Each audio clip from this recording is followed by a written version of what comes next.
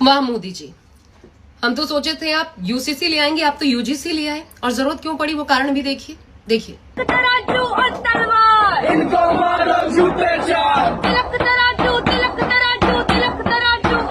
सवर्णों की शौर्य गाथा इस तरह खुलेआम गाई जाएगी तो अन्य तबकों की मनोदशा क्या होगी, जरा सोचिए। बताइए जरा, ये तो कम है। और देखिए कैसे नर्क मचाए हुए है ये सवर्ण। देखिए, मेरा नाम भावना मिश्रा और मैं ग्राम जोनी की रहने वाली हूँ। एमएससी किया, उसमें गोल्ड मेडलिस्ट है। मतलब हमारा अभी रिजल्ट आया और जिस दिन रिजल्ट आता उसके दूसरे दिन पुलिस आके बोलती है आपके नाम पे 2 FIR।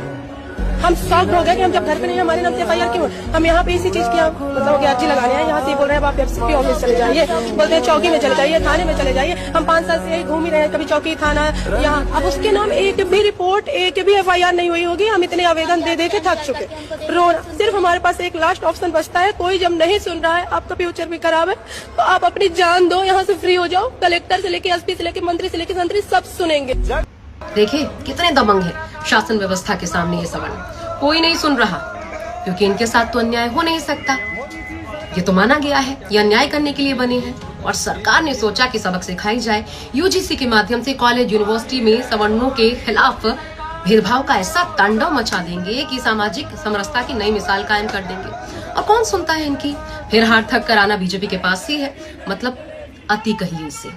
हुआ ये है कि मोदी सरकार ने यूजीसी के अंतर्गत इसी 13 जनवरी को देश भर के उच्च शिक्षण संस्थानों में नया यूजीसी रेगुलेशन लागू कर दिया है।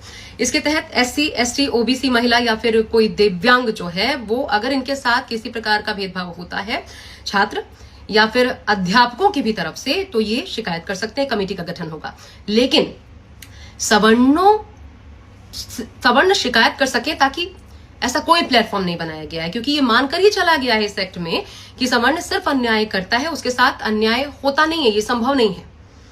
और हद ये है कि शिकायत करने वाले की शिकायत अगर झूठी निकलती है तो उसके लिए भी कोई सजा नहीं है, कोई जुर्माना नहीं है। मतलब अगर पता लग जाए कि झूठी शिकायत की गई है तो भी इठलाते हुए बड़े आराम से निकल सकता है। तो फिर ये कैसा न्याय है। ये न्याय नहीं, ये अन्याय है साफ तौर पर। और सवर्ण छात्रों को हर वक्त डर के साए में जीने को मजबूर कर देगा। फिर कोई सवर्ण किसी SC, ST से दोस्ती या फिर OBC से क्यों दोस्ती करेगा। इस रास्ते भेदभाव खत्म नहीं किया जा रहा बल्कि भेदभाव को और बढ़ावा दिया जा रहा है, ये तय है। एक और बदलाव ये, जो ड्राफ्ट एक्चुअली तैयार हुआ था इस कानून का 2025 में, उससे OBC छात्रों को बाहर रखा गया था। ड्राफ्ट में OBC छात्र बाहर थे, लेकिन अब उन्हें भी शोषित मानते हुए इसी SC, ST के साथ जोड़ दिया गया है। जबकि एक असलियत